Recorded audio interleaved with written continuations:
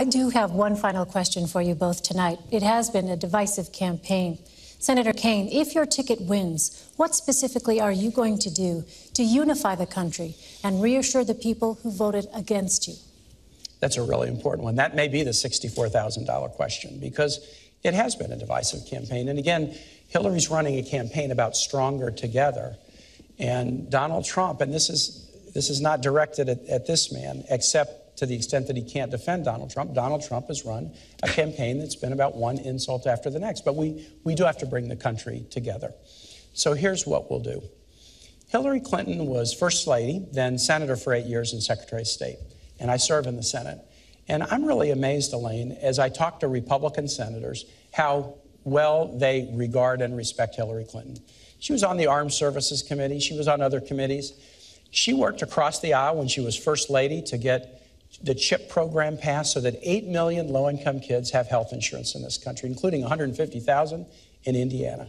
She worked across the aisle after 9/11 to get health benefits for the first responders who bravely went into the towers and into the Pentagon. She worked to get benefits for TRICARE benefits for National Guard members, including Hoosiers and Virginians in the National Guard. She has a track record of working across the aisle to make things happen. And you know, Elaine, I have the same track record. I was a governor of Virginia with 2 Republican houses. And in the Senate, I have good working relationships across the aisle. Because, yeah, I think it's fine to be a Democrat or Republican or independent, but after Election Day, the goal is work together. And Hillary Clinton has a track record of accomplishment across the aisle that will enable her to do just that when we work with the new Congress in January. Governor, how will you unify the country if you win? Well, thank you, Elaine, and thanks for a great discussion. Absolutely. Tonight. Thank you, Senator. This is a very challenging time in the life of our nation.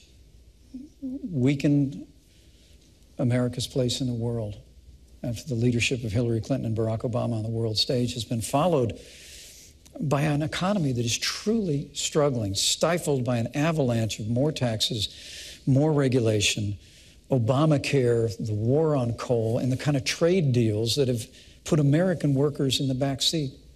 And I think the best way that we can bring people together is through change in Washington, D.C.